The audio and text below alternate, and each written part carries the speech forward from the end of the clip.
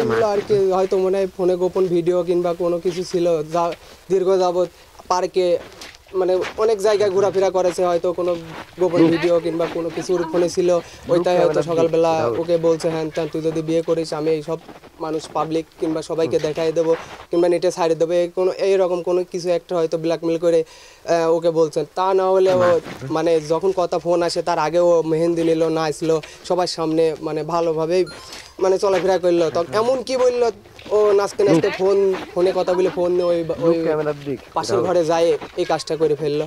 মানে কিছু তো বলেছে, ব্ল্যাকমেল ছাড়া তো আর একটা মেয়ে মানে রাত থেকে নাচতেছে মানে সবার সাথে আসলে প্রেম ভালোবাসা হলে অনেক কিছু হতে পারে, সম্পর্ক ফিজিক্যাল রিলেশনও থাকতেও পারে। হ্যাঁ ওইটাই।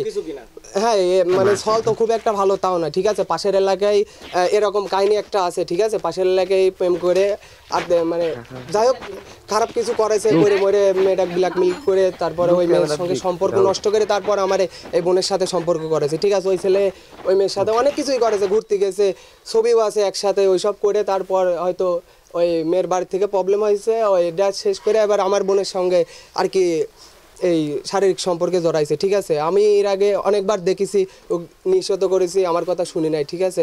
আর যেহেতু মেয়ের দোষ কি, মেয়ে তো প্রেমে পড়েছে, হয়তো প্রেম করে ওর দিকে মন গেছে, ও যা বলেছে তাই শুনেছে, বাড়িতেও সেরকম কেউ কথা শুনতো না, ও যাই বলতো তাই শুনতো, ঠিক আছে। আর ওর বন্ধু বান্ধব ওর ফোন যেহেতু 3 দিন আগে বাড়িতে কাইরে নিয়েছে, তাহলে তো আর ওর ফোন দিয়ে কথা বলিনি। ওর বন্ধু বান্ধবের আশেপাশে যে কটা ছিল ওর ফোন দিয়ে কথাবার্তা বলেছে, আর মারা যাওয়ার 10 মিনিট আগেও কথা হয়েছে।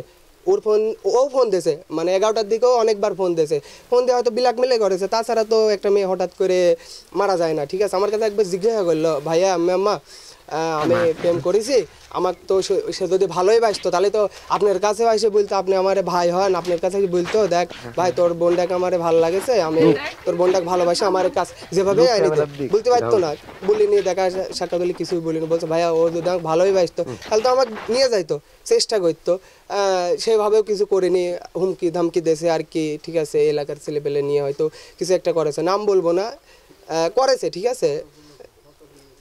আমি যে জিনিসটা জানতে চাচ্ছি যে বিয়ের দিন হঠাৎ করে সে রাজি, আপনি বলছেন নাচা গানা করছে, মেহেদি এনেছে, কিন্তু হঠাৎ করে সে ফোন আসার পরে সে গলায় ধরে নিল, তাহলে ফোনে কি ধরনের কথা বলতে পারে বলে মনে হয়?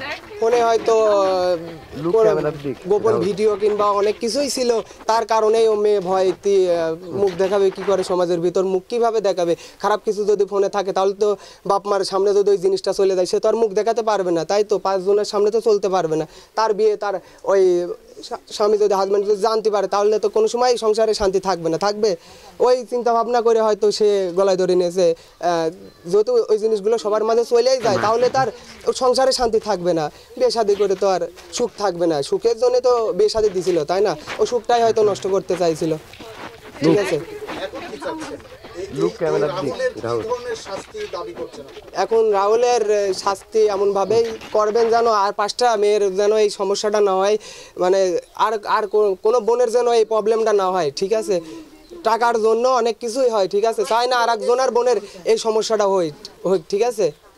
এটাই আমি ওর একটা শাস্তি চাচ্ছি, ঠিক আছে।